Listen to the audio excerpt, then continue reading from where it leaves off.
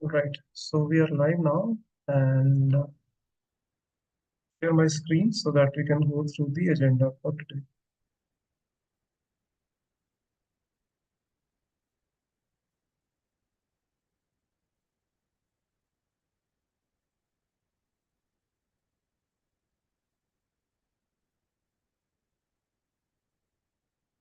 So we will be covering verse number 7 to verse number 11.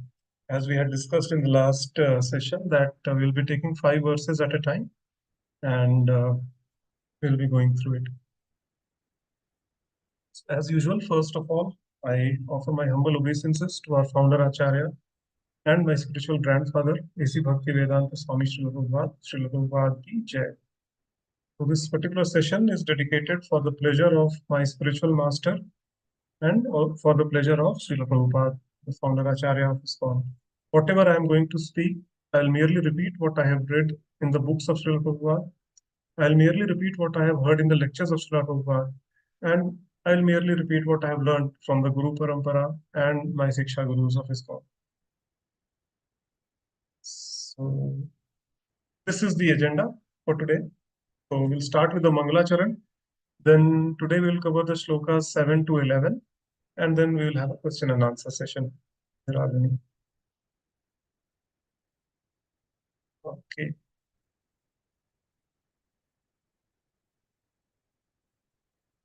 Yes. So now I'll invoke some pranam mantras, and those who know can repeat after me while staying on mute. And those who don't know, just listen to it very attentively because listening is also very, very purifying.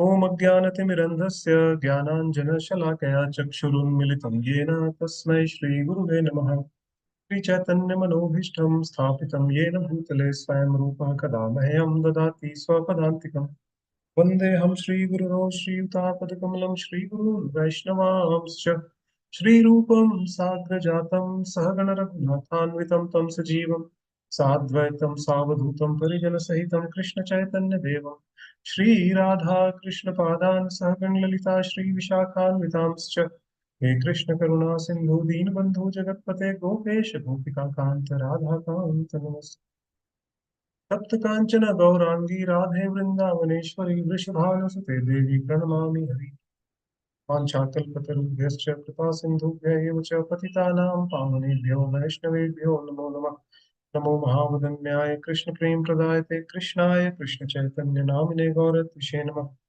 नमो विष्णुपादाय कृष्ण पृष्ठाय भूतले श्रीमते भक्ति वेदांत स्वामिनिति नामिने नमस्ते सारस्वती देवे गौरवाणी प्रचारिणे निर्विशेषा शून्यवादी पाश्चात्य देश तारिणे जय श्री कृष्ण चैतन्य प्रभु नित्यानंद श्री अद्वैत गदाधर श्रीवासादि गौर भक्तवृंद हरे कृष्णा कृष्ण कृष्णा हरे हरे हरे राम राम राम हरे हरे मूकं करोति वाचालं पंगुं लंघते गिरिं यत्कृपातमहं वन्दे श्रीगुरुं दीनतारिणं परमानन्दमाधवं श्री चैतन्य हरि ओम okay So, after invoking auspiciousness, we will move shloka number 7. Okay, before we move, does anyone want to summarize, like, if you can recall what were some important points that we had, gone through in the last session, verse number 1 to verse number 6? Yes, Ivana Mataji, please go ahead. Hare Krishna, Prabhuji. In the previous session, we read the text from 1 to 6, in which the first one was told by Dhritarashtra, and in which he expressed his fear about his sons losing the battle. And he was asking Sanjay what was happening in the battlefield. He was hopeful that the Pandavas would give up their idea of fighting because Kurukshetra was a pilgrim place and the Pandavas were very Nice. devotees. And in the other text, Duryodhan spoke to his guru Dronacharya, and he was trying to He was trying to convince him so that he does not give up fighting Yeah. by telling about Drishtadyum, the son of Yes. So no, uh, Drupad. son of Drupad, so that he does not forget and he continues fighting. He was trying to tell him the the fighters on the side of the Pandavas, how brave they were, and the how much Duryodhana needed his Mm. help to win the battle. Very nice. Very nicely summarized, Mataji. So yes, that's indeed true. And we also saw two or three things. Like first, the vows which Bhim had taken, right? And why was Duryodhana always fearful of Bhim, right? We have seen that.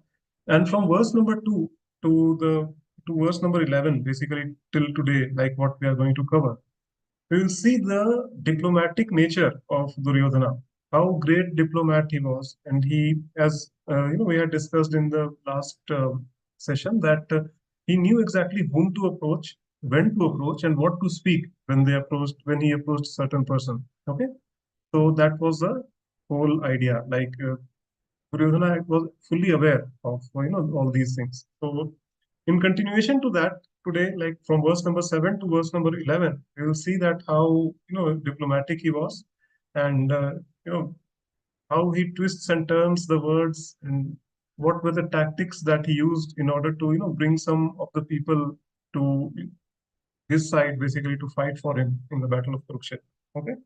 So all these things we'll see some nice learnings today. Maybe like two lessons we'll take from today's verses, 5 verses that we are going to cover. And yeah, we'll start with that.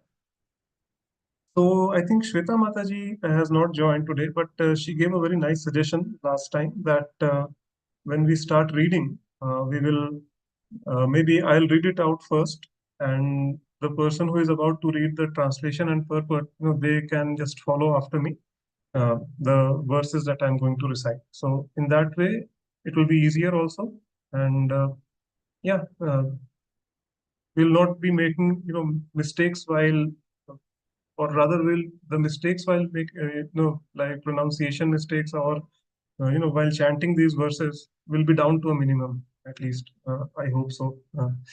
So we will go in the alphabetical order. So we'll start with you, Ivana Mataji. Okay, please repeat after me this verse, and then after that you can read the translation and the purport. So purport of all these 5 verses are very small ones. So we'll also read the purport for these verses. Okay. So Mataji, please repeat after me. Yes, अस्माकं तु विशिष्टाये अस्माकं तु विशिष्टाये तान्निबोध द्विजोत्तम तानि बोध दिवो द्विजोत्तम द्विजोत्तम नायका मम सैन्यस्य नायका मम सैन्यस्य. संज्ञार्थ तान् ब्रवीमि ते Prabhuji, can you repeat that? संज्ञार्थ तान् ब्रवीमि ते Sanyartham tani bhir तान् ब्रवीमि ते. tan pravimite. So you can read the translation, Mataji. But for your information, O the best of Brahmanas, let me tell you about the captains who are especially qualified to lead my military force. So we'll go back to the slides today, and now these slides basically I have deliberately prepared, to make a little more interesting. If things get boring, so once you look at the pictures, then people are engaged basically in that. Okay, so this is a very nice verse basically. Okay, to analyze. Again, like there was no purport in this verse because just this verse, what it speaks is that Duryodhana just went. We have seen in the last few verses that Duryodhana went to his teacher Dronacharya, and he's like just started glorifying the army of the Pandavas. How many stalwarts and how many great warriors were there on the side of the Pandavas, right? Now, then what happened is that, when all these conversations were going on, all the stalwarts from the sides of Kaurava also, right? They started gathering around Duryodhana and Dronacharya. Okay. And Duryodhan, being an excellent diplomat, he didn't want, he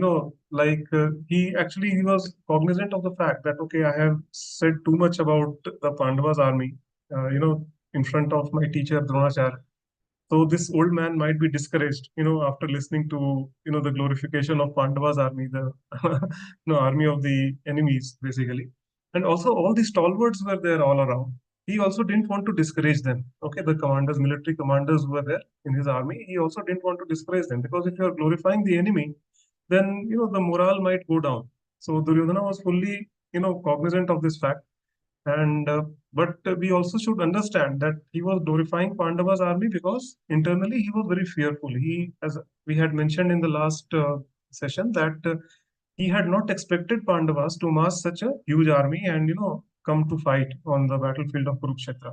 So basically, it was the fear which was speaking, as glorification of Pandava's army. But now that Duryodhana realized that, okay, too much glorification is also not good, because it may discourage his own people. So now he says that, okay, what I'm going to do, oh, the best of Brahmanas, let me tell you about the captains who are specially qualified to lead my military force on our side. Okay, so this is what he wants to say. And another very important point is that we have seen in the previous session also that continuously, so there was this doubt in the mind of Duryodhana, okay, that this Dronacharya, since he is a common teacher of both Pandavas and Kauravas, he will, and especially like he had a very soft corner for Arjun, because Arjun was his favorite, disciple. So Duryodhana was always skeptical about the fact that this person may, either switch the sides, or he may, totally give up fighting, at the last moment.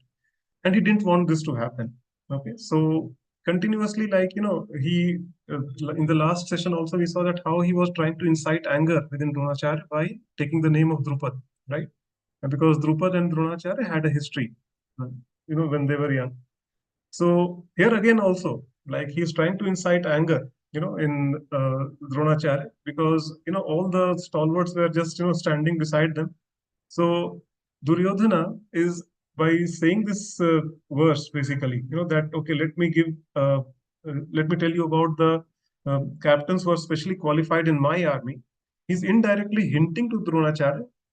See, even if you have some sentiments attached for the Pandavas, and if you have some soft corners for them, and even if you decide not to fight, okay, right? I mean, that's totally fine. I mean, anyways, I'll be victorious because I have so many stalwarts on my side, right? So just look at the diplomatic behavior of this Duryodhan. That sometimes he is like glorifying Dronacharya himself, and at the same time, sometimes he is tightening the screws as well. So that in some way or the other, he is just trying to incite the anger, and uh, diplomatically he is trying to play around, with people on his side. So we have seen, like, although he was a very, what to say, he was not a good person, Duryodhan, right? But still, from all this, the diplomatic behavior that he has exhibited in these verses, there are some leadership lessons that we can learn from him. Okay. So what are those leadership lessons that we can learn? First, a leader should not create negativity among the subordinates by their actions or speech. Okay, so when he realized immediately that, okay, he is just glorifying the Pandavas too much, so that could have created a negativity, within his, the commanders of his army, basically, right?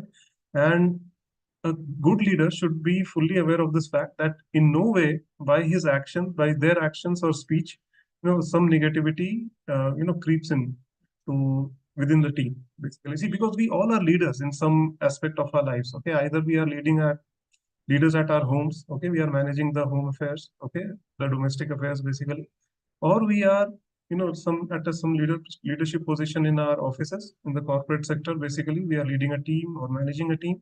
Okay, or we can be leaders in our housing society complex. We can be leaders at the state level or at the country level, or even at international level as well, right? So these are some of the lessons that we can learn, that the subordinates, basically, they are continuously observing the leaders. Okay? They're continuously like scrutinizing the leaders, their behavior, the way they speak, the way they present themselves, right? So a leader should be fully cognizant and aware of this fact that, okay, he's being continuously monitored.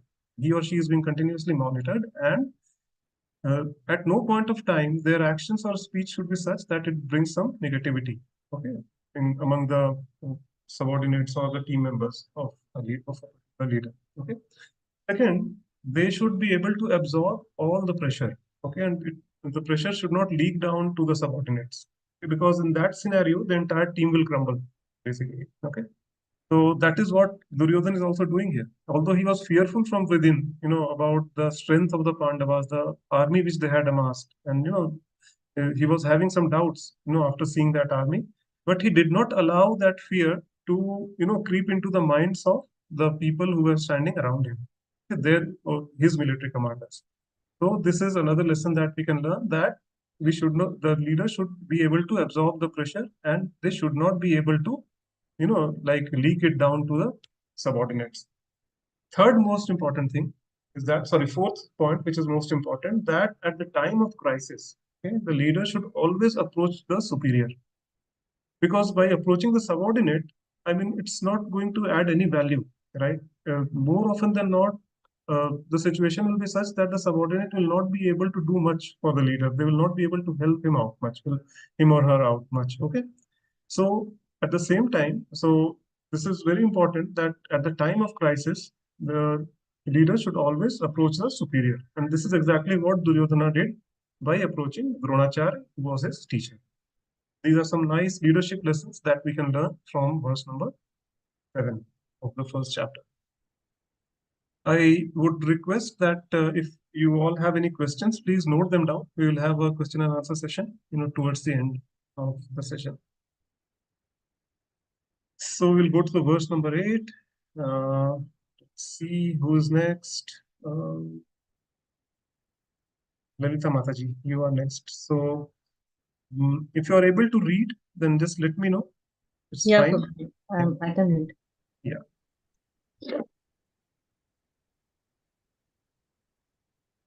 So you want me to start, or you can read the verses on your own, Mataji? Oh, Prabhuji, no, I am not that good. I Okay, will, okay. I No will worries, speak in Mataji. Just, broken Sanskrit only. yeah, just repeat after me. No problems. Bhavan Bhishmascha Karnascha भवान् भीष्मस्य कर्णस्य Vipascha Simitinjayah कृपक्ष्य श्रीमृत्युञ्जय Ashwathama Vikarnascha Ashwatthama Somadhattasthitavacha. सौमदत्तिस्त्वत्वच. You can read the translations. Okay. There are personalities like you, Bhishma, Karna, Kripa, Ashwatthama, Vikarna, and the son of Somadatta called Purishrava. Bhurishrava, who are always victorious in battle. You can continue with the purport, Mataji. Okay. Purport. Duryodhana mentioned the exceptional heroes in the battle, all of whom are ever victorious. Vikarna is the brother of Duryodhana, and Ashwathama is the son of Dronacharya, and Somadati or Bhurishrava is the son of the king of Bahalikas. Karna is the half brother of Arjuna, as he was born of Kunti before her marriage with King Pandu.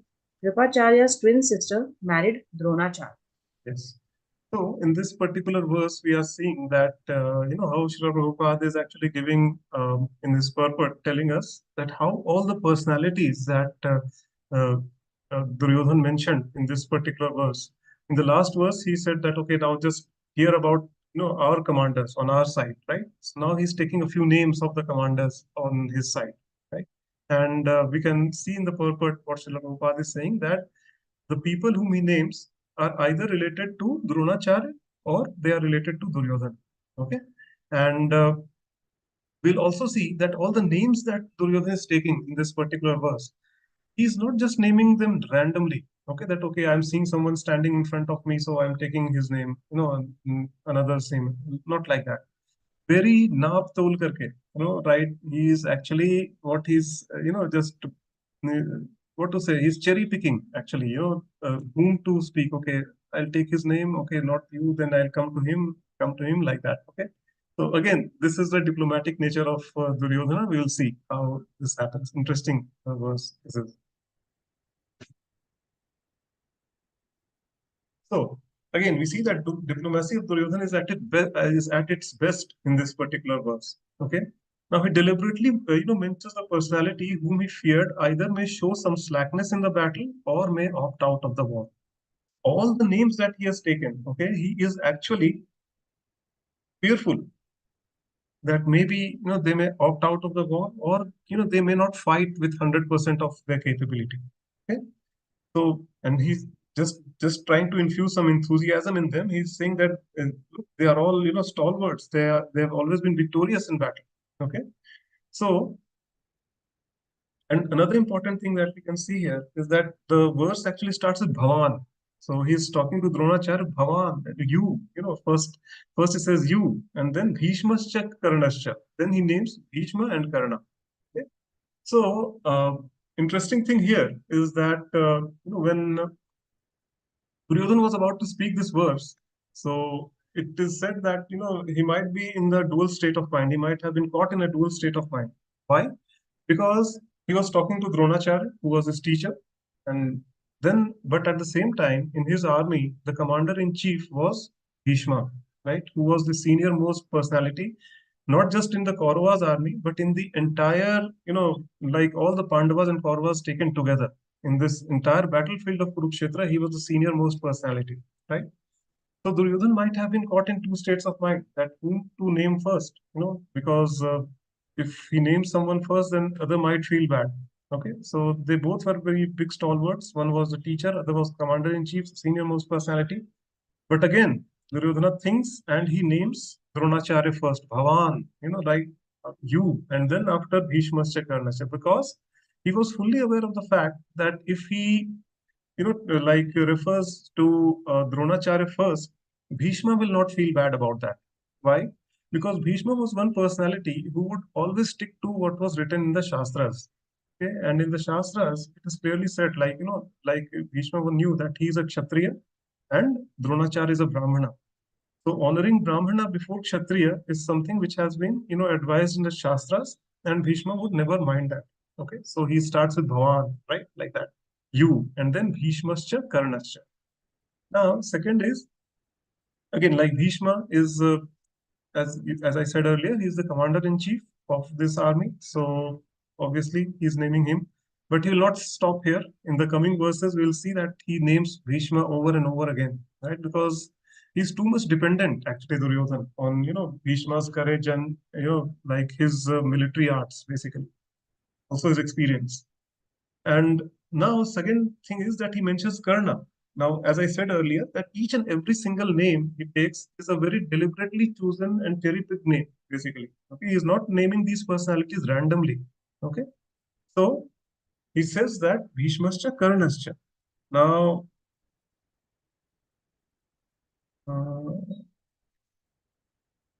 yeah. So why now? So for your information, I would like to tell you that Bhishma and Karna, they both were not on very good terms, really. Okay.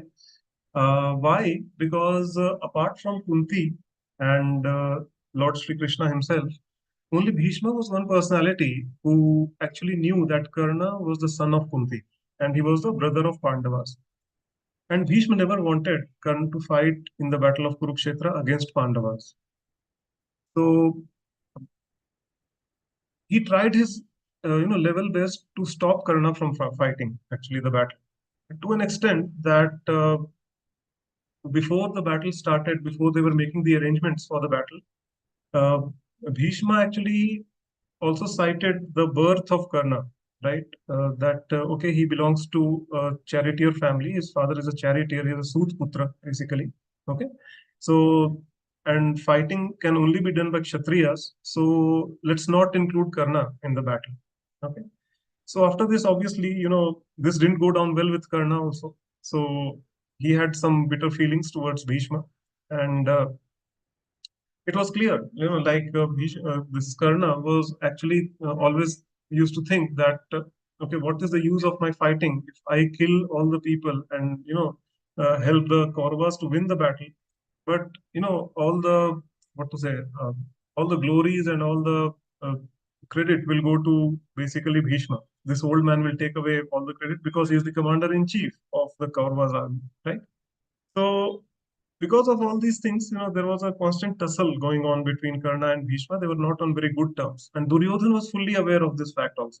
Okay, he knew that, okay, if I name Bhishma and if I don't name Karna, then Karna may feel bad and he may opt out of the war again. Right? So we can see he is always, the names which he is taking is basically primarily either they are related to Dronacharya in some way to infuse some enthusiasm in Dronacharya, or he is naming those personalities whom he fears that they might opt out of the war before the battle starts. Okay, so this is the diplomacy of Duryodhana. Okay, so now he names Karna. Okay, so that is one reason. And then third names which he take is I think Kripascha, which is Kripacharya. Now Kripacharya, as we have read in the purport, he had a sister who was married to Dronacharya. Okay, so he was a relative of Dronacharya. And Ashwathama, who is the son of Dronacharya. Okay, so by taking these two names, like he is actually, infusing some enthusiasm that, okay, look, relatives are here in this Kaurava side, so you should not be, having any emotion towards Pandavas. All your relatives are on my side, so just fight with your full, potency and full strength. Just do not show any slackness towards Pandavas. That is what he's trying to say to Dronacharya. And then Vikarna. This is a very important thing to understand. Why he is naming Vikarna? Now, Vikarna was the brother of Duryodhan, actually. Okay, and uh, as far as his military capabilities were concerned, his physical strength, military capabilities, military arts, he stood nowhere in front of Duryodhan, in front of Dronacharya, in front of Bhishma, in front of Karna, or even Ashwathama for that matter. So why is Vikarna being named here? Okay. So the reason is that Duryodhan was again very fearful, of Vikarna not fighting. Why? Because when Draupadi was being disrobed, in the courtroom of Hastinapur, in front of everyone, basically, everyone kept quiet. She piteously, she was seeking help from all the senior members who were sitting in the courtroom. No one came up to help her. But this Vikarna was the only person, on the side of Kauravas who stood up to who stood up to Duryodhan, and he said that, look, whatever we are doing is not right. Okay, we should just let her go. So from that point onwards, Duryodhan was again very fearful that, okay, this fellow, he might change the party, before the battle starts. So that is the reason why in among these stalwarts, he's also naming Vikarna, even though he was not, so his military capabilities were not, at par with, all the other people who are mentioned in this name, the names which are mentioned in this verse. So now something about the battle etiquettes that I would like to tell you, like as I'm continuously, saying that Duryodhan was fearful that this person may not fight or this person may change, sides. So there, even so in the previous yugas, since they were much better compared to the Kali Yuga, in Kali Yuga, like it's totally adharma everywhere. Okay, there are no etiquettes which are being followed for in any aspect of life for that matter. What to speak of war? Okay, in Kali Yuga, you will see that whenever a war breaks out between two countries, generally what happens that one country simply enters into the territory of other country and they just, bombard them and then come back and they call it preemptive strike. Okay, that before the other person realizes, half of their territory will be destroyed already. Okay, so there are no rules and regulations as such. Even like, if the war progresses and if one country is at the verge of defeat, what happens that they switch to guerrilla warfare. Okay, so generally what happens is that they keep on attacking, the people of other side, basically. Okay, so no etiquettes are being followed in Kali Yuga. But in Dwapar Yuga, lot of rules and regulations were followed. Okay, one such rules and regulation was that they will be only fighting during the daytime. Okay, as soon as the sun will set, the battle will stop, and after that, both the parties will behave as if they are at normal relationships. Okay, like Arjun would actually go to Kaurava's camp and they talk to Duryodhan. Duryodhan would show some respect to Arjun. Okay, come, my dear brother, have your seat. Like that. They will talk. In today's battle, you performed well, but ठीक है, कल देखते हैं. We'll see like that. Can you just imagine this kind of scenario, right? That in the morning till evening you are fighting with each other. In the night you are talking just as if nothing has happened, right? So this was one etiquette. Another etiquette was that if at all someone wanted to switch the sides, basically, okay, so they had to do so before the battle started. Okay, once the battle starts, then they will have to fight for the side which they have chosen. Okay, they cannot switch sides in between. So this is the reason why Duryodhana was much fearful that battle had not yet started, and he was suspecting that okay, Dronacharya or Bhishma, these two were having some soft corner for Pandavas, so they may switch sides. Okay, Karna was actually not at good terms with Bhishma, so he may switch sides or he may decide not to fight the battle. Or Vikarna, who had opposed Duryodhan during the Vastraharan of the Draupadi, so that's the reason why Duryodhan was fearful that Vikarna may not fight or Vikarna may switch sides. Okay, so this is the reason why he is naming them, and these names have not been taken, randomly. Just he is picking and choosing, just targeting those people. So this is the diplomacy of Duryodhan, basically. Okay, so we'll move on to the next verse. Who will go next? Samanvita Mataji. I think you should go next. Mataji, I think you can read the verses also. So, Hare Krishna Prabhuji, Dandavat Pranam. Hare Krishna Mataji, Dandavat Pranam. I'm actually feeling a bit low, so yeah, I think you can hear me properly. Can I read? Yes, absolutely, Mataji. You clearly, yeah. Hare Krishna. अन्ये च बहवः सुरा मदर्थे त्वक्ता जीविताः नानाशास्त्रप्रहरणाः सर्वे युद्धा विशारदाः. And read the translation and the purport.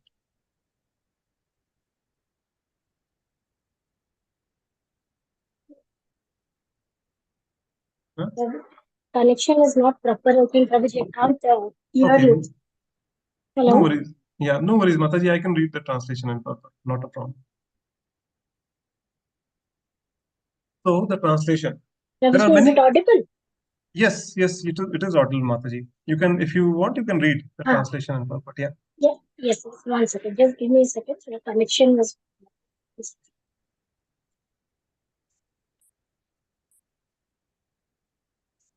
As far as the others are concerned, like Jayadratha, Kritavarna, and Salya, all are determined to lay down their lives for. Not this, Mataji. The translation. Sorry, I think I missed the translation.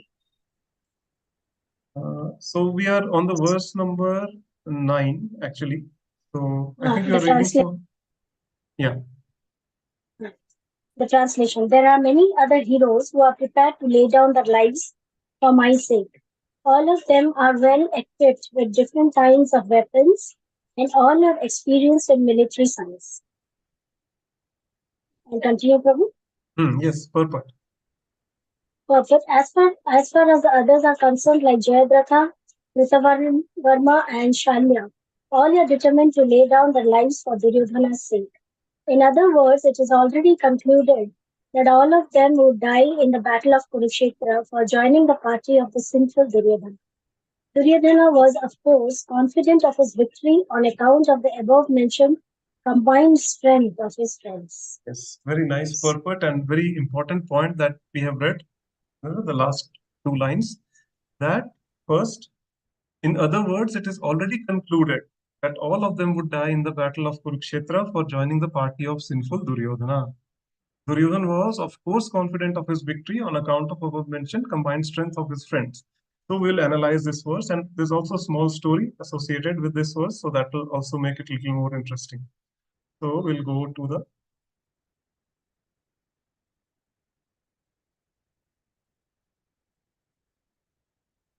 So first, we'll talk about Shalya. Now, Prabhupada mentions in his purport that, some Jayadrat, Krituvarma, and Shalya. Shalya, this is an interesting story. Okay, so Shalya was actually the uncle of Pandavas. Okay, and he was supposed to fight on the side of Yudhishthir for Pandavas actually, but he was staying very far away. So from a very far away place, like he was coming to Kurukshetra along with his, army. And as he neared the battlefield, he saw that very nice arrangements were made. Facilities were provided to him for him and his army to stay there. Okay, and these facilities, these facilities were actually, arranged by Duryodhana's ministers on his instructions. Okay, and he came there and they welcomed him and they just encouraged him to use those facilities, that yes, just go ahead, like, make full use of these facilities, it is meant for you. Okay, so Shalya was very happy. Like he thought that, okay, Yudhishthir Maharaj might have arranged this because he was knowing that I'm supposed to be coming with my army. So he was very, very happy, and very nice arrangements were there. So being fully satisfied by those arrangements, actually he made one statement, okay, that whoever has, made such nice arrangements, has provided such nice facilities for me and my army, I would do anything for them. Okay, I would do anything for them. So just as he made this statement, Duryodhan just walks in as a hero and just says, "Thank you very much. I have done it actually." Right? So now that you have made a statement that you will do anything for me, so you will have to fight this battle from my side, actually. So now Shalya was in a fix.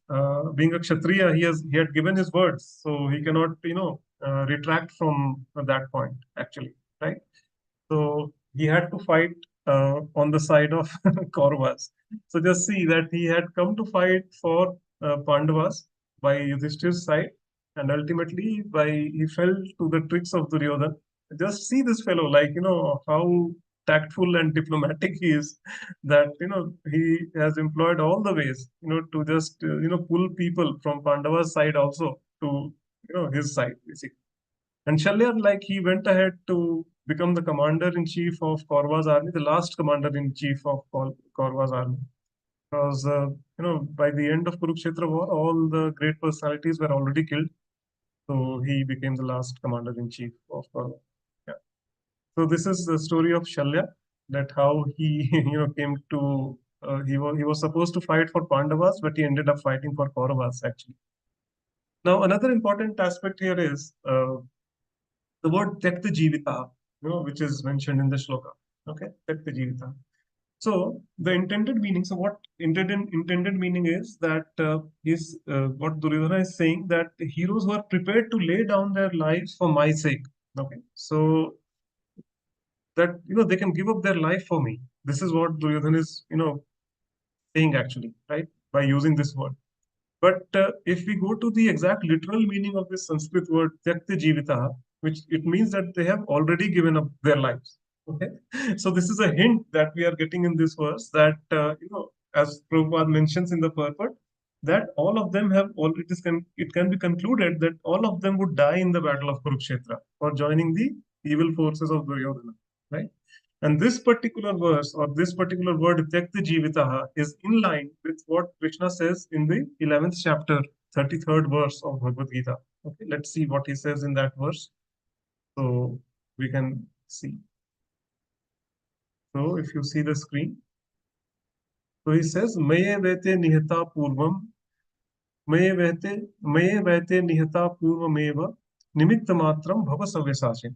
Right? So he says, let's see the translation. Therefore, get up, prepare to fight and win glory. Conquer your enemies and enjoy flourishing kingdom. Most important line now. They are already put to death by my arrangement. Okay, Tyakta Jivita, that they have already given up their lives. Okay, they are already put to death in my arrangement. And you, O Sabyasachi, just be an instrument and fight and take all the glories. So this is what is the meaning of Tyakta Jivita. Okay. So another very nice verse. So yes, we'll move on to the next one.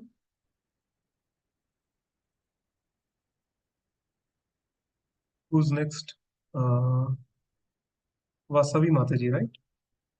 Yeah, Vasavi Mataji. Would you be able to read, Mataji? No, Prabhuji. No I worries. cannot these verse, but I can read the purport and. Yeah, sure. You can just repeat after me the verse. Verse I will first say. You can repeat after me, and then you can read the purport and the translation. Okay.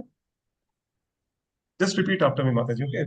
Aparyaptam tadasmakam अपर्याप्तं तत् अस्माकं बलं भीष्माभिरक्षितं फलं भीष्माभिरक्षितं पर्याप्तं पर्याप्तं पर्याप्तं त्रिदिमे तेषां पर्याप्तं त्विमे तेषां बलं भीमाभिरक्षितम्. फलं भीष्माभिरक्षितं. Can read the translation, Madhavi. Yeah. Our strength is immeasurable, and we are perfectly protected by grandfather Bhishma, whereas the strength of the Pandavas, carefully protected by Bhishma, By Bhima. is Limited. limited. Herein, an estimation of comparative strength is made by Duryodhana. He thinks that the strength of his armed forces is immeasurable, being specifically protected by the most experienced general, grandfather Bhishma. On the other hand, the force of the Pandava are limited, being protected by a less experienced general, Bhima, who is like a pig in the presence of Bhishma. Duryodhana was already envious of Bhima because he knew perfectly well that if he should die at all, he would only be killed by Bhima. But at the same time, he was confident of his victory on the account of the presence of Bhishma, who was a far superior general. His conclusion that he would come out of the battle victorious was well ascertained. So, and some this is a very, very nice verse which actually shows the pinnacle of diplomatic skills of Duryodhana. Okay, we'll analyze this verse and we'll try to understand how, by using just one word which has two meanings, he is actually encouraging one side of his army, and also he is hinting that okay, this side is not fully capable, so he's hinting to Dronacharya basically, like why it is important for him to be in the army. Okay, so we'll see. Interesting, very interesting. And also one important thing that is mentioned in this purport is that, as we had discussed in the previous sessions also, that Duryodhana was always envious of Bhima, okay? Because he knew perfectly well that if he should die at all, he would be killed by Bhima. Okay? If anyone who was capable of killing him on the sides of Pandavas, it was Bhima. So always he was envious, and also he was very fearful from within. He knew that okay, Bhima is the only strong person in that Kaurava's side, sorry, Pandava's side, who can actually kill him. So let's analyze this verse. Another very interesting thing. So lot of things will come here.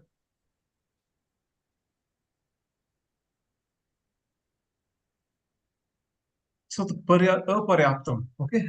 So we'll first see the meaning of this word. Aparyaptam. Tadasmakam balam bhishma virakshitam. Okay. So there are two meanings of these words, and they both are opposite to each other. That is the interesting thing. So Duryodhana is deliberately using this verse. On one hand, he's trying to encourage Bhishma and all the other stalwarts who are there standing with him, and at the same time, he is trying to, uh, you know, pass on subtle hint to Dronacharya that okay, uh, although Bhishma is there, but we are still we have some room for improvement, and it's very important that you stay on our side. You do not deviate away, you do not show any slackness in the battle, and just fight, okay, with your full capability. That's what he is saying. So just we'll see, understand how. So one meaning of aparyaptam is immeasurable. Okay, so like he's so on one hand, he's saying, okay, our strength is immeasurable and we are very nicely protected by Bhishma. Okay, so Bhishma and all the other stalwarts who are standing there, they are taking, this particular verse in that sense. But Dronacharya took it in the other sense, that aparyapta means insufficient. That, okay, like Bhishma is there, that's true. But still, because that person is having some, soft corner for the Pandavas, so we are still insufficient. Okay, although his presence is there, but still we are not very sufficient because he is not willing to give 100% in the battle. He can show some slackness in the battle. Therefore, O Dronacharya, you just give up all your attachment towards Pandavas and fight with your full capability. So you just see, just by speaking one verse, he is just targeting two people, two people, and like with just opposite meanings. So this is the kind of diplomacy that Duryodhan had. Okay, so all the commanders, they understood the first meaning, that okay, their strength is immeasurable and they are very well protected by Bhishma, whereas Dronacharya took the second meaning, that okay, because Bhishma is actually attached to Pandavas, so although he is present in the battlefield, still like the strength of the Kauravas is insufficient, okay, not immeasurable. So this is the diplomacy of Duryodhana. So very nice verse, basically, yeah, to analyze. So next we'll move on to the 11th verse and the last verse of today's session. Okay, Vedant Prabhu, would you like to read? Hare Krishna Prabhuji, Dandavat Pranam. Dandavat Pranam. Yes, So Prabhuji. I would just say the verse, you just repeat after me, and then you can read the purport and translation and purport. Sure, Prabhuji. Yeah.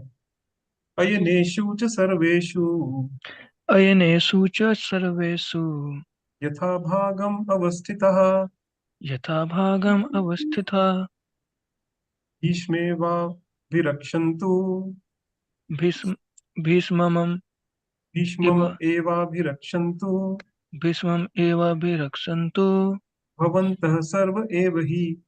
bhavantah sarva eva hi. Translation.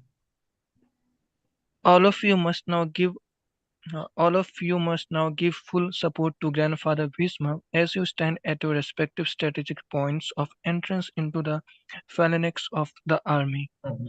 Purport. Duryodhana, after praising the powers of Bhishma, further considered that others might think that they had been considered less important. So, in his usual diplomatic way, he tried to adjust the situation in the above words. He emphasized that Bhishma Deva was undoubtedly the greatest hero, but he was an old man, so everyone must especially think of his protection from all sides. He might be engaged in the fight and the enemy might take advantage of his full engagement on one side. Therefore, it was important that other heroes not leave their strategic positions and allow the enemy to break the phalanx. Duryodhana clearly felt that the victory of the Kurus depended on the presence of Bhishma Deva. He was confident of the full support of Bhishma Deva and Dronacharya in the battle because he knew well because he knew well because he well knew that they did not even speak a word when Arjuna's wife Draupadi in a helpless condition had appealed to them for justice while she was being forced to appear naked in the presence of all the great generals in the assembly. Although Although he knew that the two generals had some sort of affection for the Pandavas, he hoped that these generals would now completely give it up as they had done during the gambling performances. The important verse, and this is the last verse for today that we'll see. And then what we are going to do is that we'll have some lessons also that we can learn from.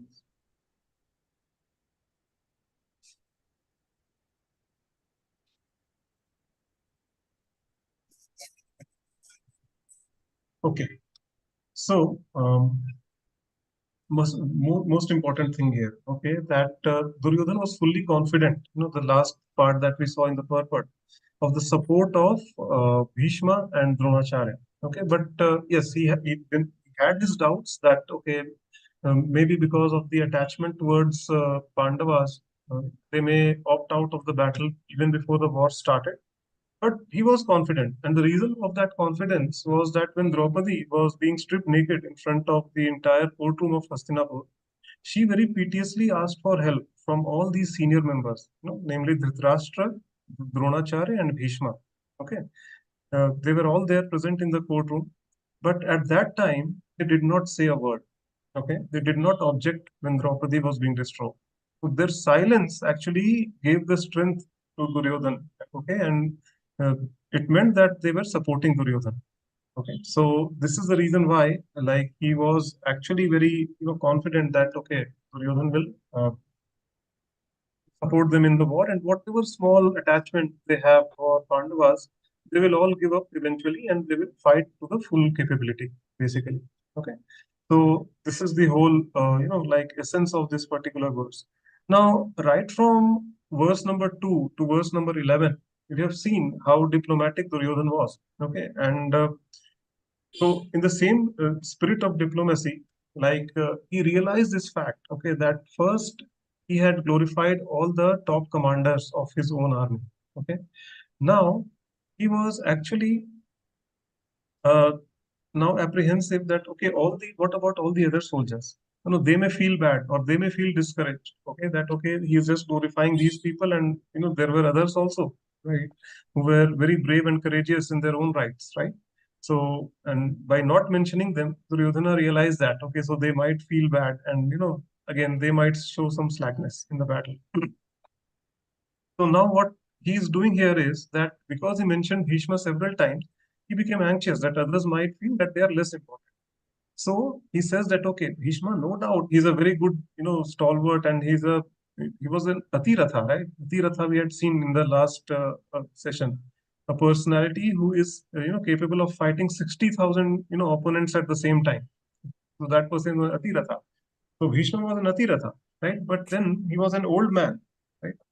So uh, so Duryodhan is trying to say that okay, all of you stay in all the strategic positions that has been assigned to you. Okay. The reason why? Because Bhishma, although he's a very, very courageous person, and he is a very strong and a formidable like personality in this battlefield, but still he is a very old person at the same time, right? So when he's fighting the Pandavas army, they will be attacking him from different sides basically, and it's quite possible that he is completely engaged in one side of the battlefield, and Pandavas will get an opportunity to enter into our military phalanx through some other direction, basically, right? So by citing Bhishma's old age, he is trying to encourage all the other, basically, what to say, the military men of his army, so that they feel encouraged and they feel valued. Basically, okay, okay, we have some task in our hands, we have something important to do. We need to protect Bhishma Dev, right? So this is the kind of diplomacy that Duryodhana is showing. Okay, so 2 points we understood from this particular verse that. Duryodhana felt that okay, by naming all the stalwarts, just a few of the stalwarts in his army, the others may feel offended and they may show some slackness. So very diplomatically, he brings up Bhishma's age. That no doubt he's a very good warrior. Therefore, but still he is an old man. So he may be engaged in one side of the battlefield, and the Pandavas may take advantage of that. So you have a very important task in hand, that you have to protect Bhishma Dev from all possible directions. Okay, that is one thing.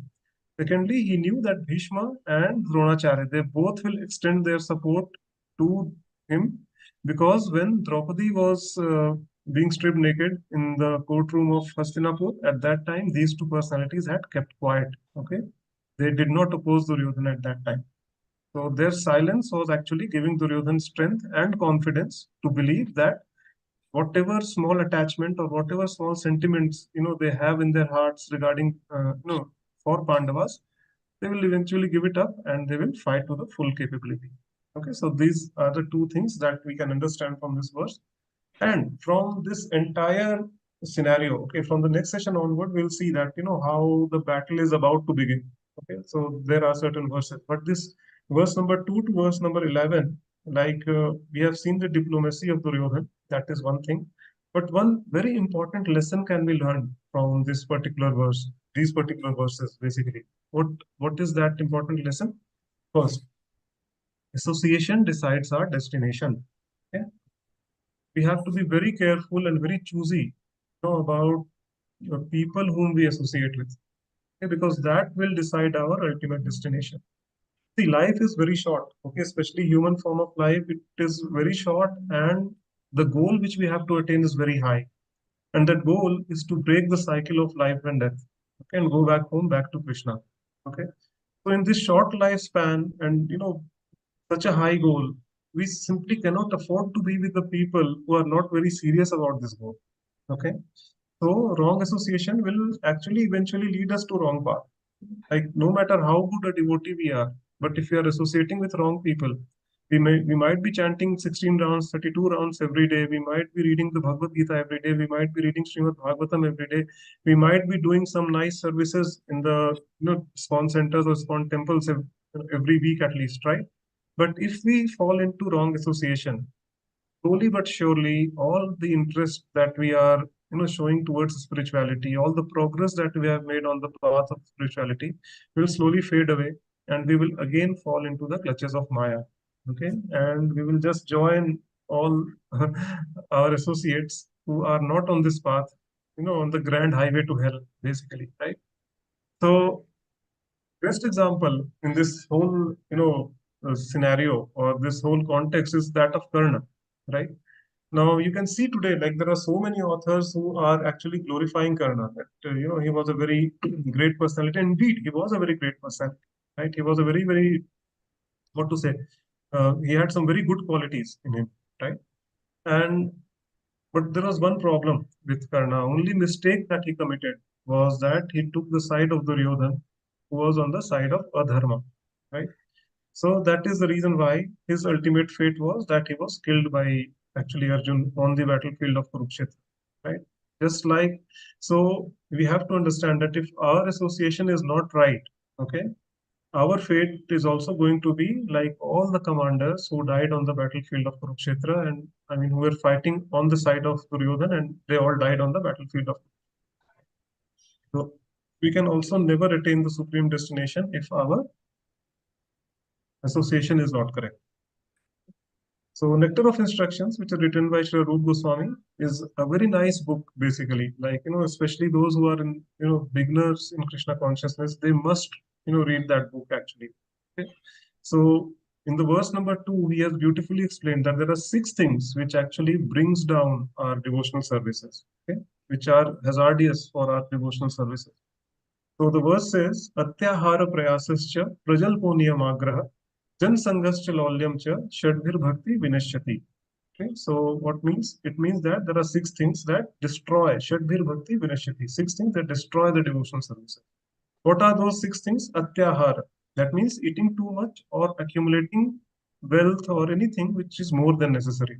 Which is more than necessary. Okay. So that is the first thing which can destroy our devotional service. Eating too much or accumulating any material thing which is more than necessary. Second, prayasascha, endeavoring too much for mundane things. Okay, like we work very hard. Literally, we work like donkeys at office. 12 hours, 14 hours, for what? Just in a hope that okay, someday I will get a promotion or a nice increment or a good appraisal, something like that. Some reward at office, something like that, right? So that is endeavoring too hard, for material things. So that is again, very hazardous for our devotional service. Satyahara prayasascha. Prajalpa, gossiping. Okay, gossiping is another thing which is, strictly forbidden for people who are serious about their spiritual practices. Okay, one should try to remain silent and speak only as much as it is required. Okay, even better that if you can speak only about Krishna and his pastimes. Okay, but that is the level of Paramhansas. We cannot attain that, especially if we are a grihastha or a householders. Like we have to interact with people on our day-to-day basis. Okay, but then we should not be closely associating with those people. Just talk to them, wish them nicely. Be very humble, polite to them, smile to them, but then do not engage in too much of personal matters with them. Okay, do not be overly friendly with them. Okay, just keep your interactions to as much as it is required. If at all you want to associate with someone, associate with high class devotees who are very serious in Krishna consciousness. Okay, that will help you to progress in Krishna path. So that is one thing. So we have seen prajalpa, that is gossiping. Okay, so gossiping or speaking unnecessarily, that is also very hazardous for. So atyahara prayasascha prajalpo niyamagraha. That means niyamagraha means following the rules and regulations which have been mentioned in the Vedic scriptures just for the sake of following them without understanding or not following them at all. First, we need to read the Vedas or the Vedic instructions.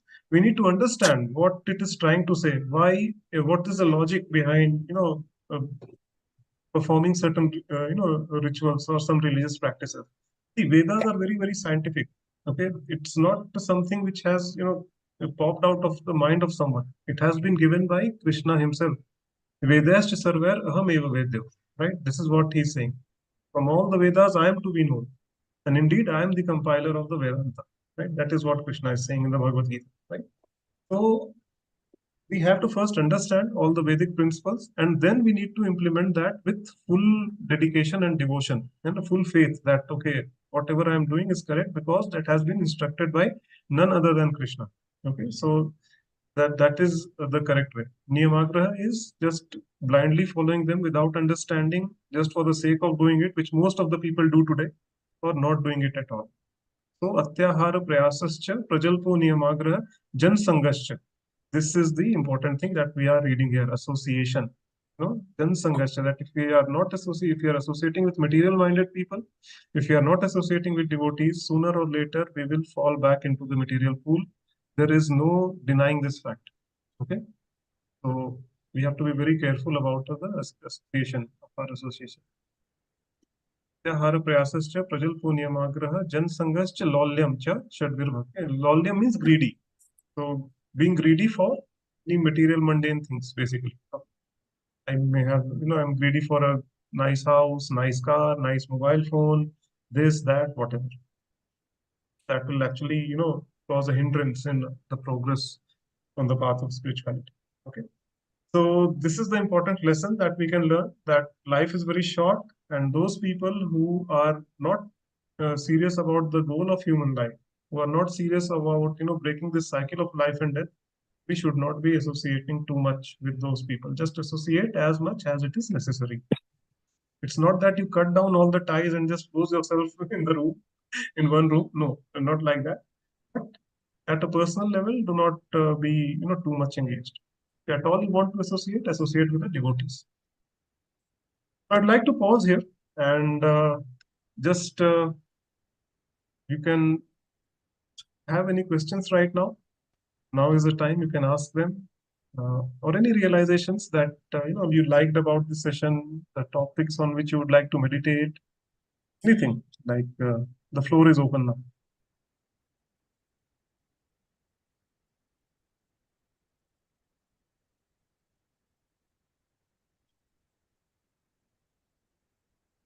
Anyone?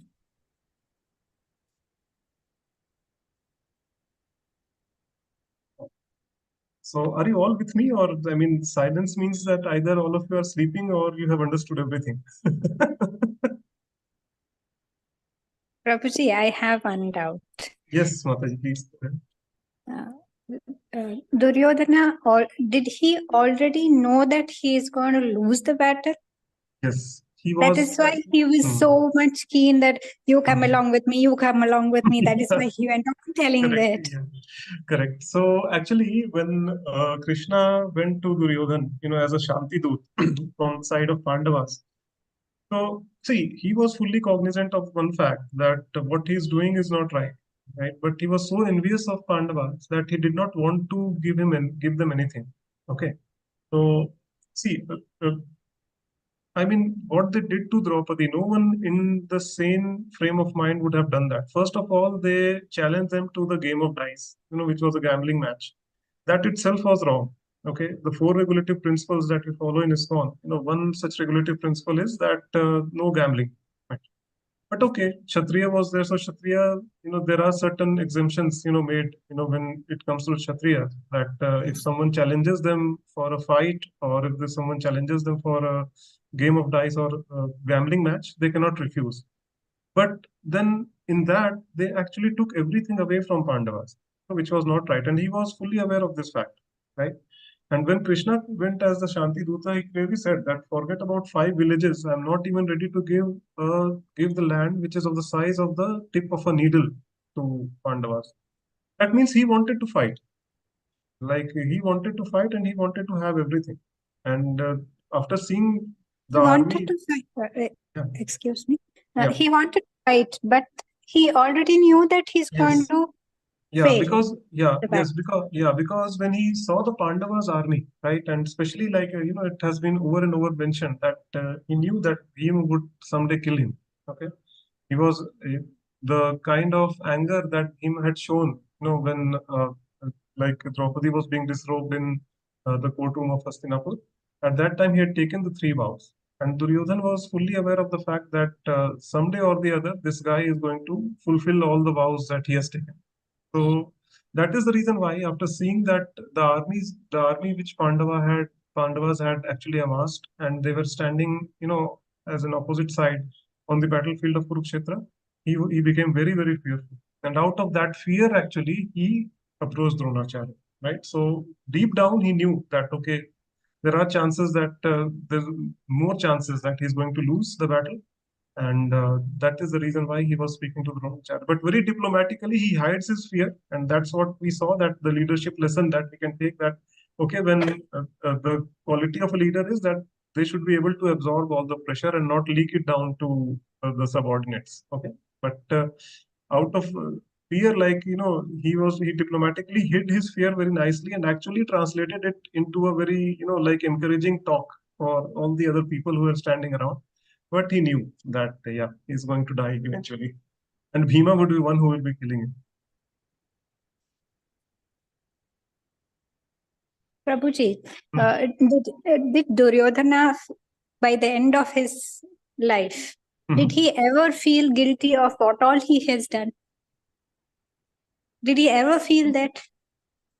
I cannot recall, Mataji, like I think the last thing which uh, because see, I don't see that, like in Mahabharata. Actually, I have not read that he was guilty about anything, but I don't know. Maybe within his heart he might be feeling, and especially Krishna was there. Like the last fight was just a one-on-one match between Bhim and Duryodhan, right? It was a Gada Yudh basically, and we all know that like Gandhari, since she was a very chaste wife basically, and her chastity was such that she had tied a blindfold around her eyes because her husband was blind, right?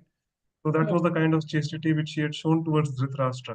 And see, that this is one very important thing that you said, Mataji. Like, I'll like to highlight this, that the real power of a woman. See, this women folks, they are actually very, very powerful. Okay, I mean there is no question about that.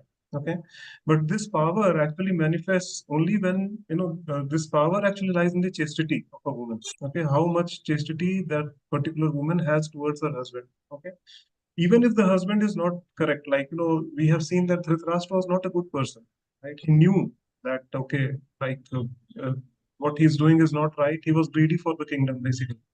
But just because Dhritarashtra was greedy, Gandhari didn't leave his side. Like she did what her dharma was as the wife of Dhritarashtra, right? She showed full dedication towards her husband, and that actually led her to a very high destination.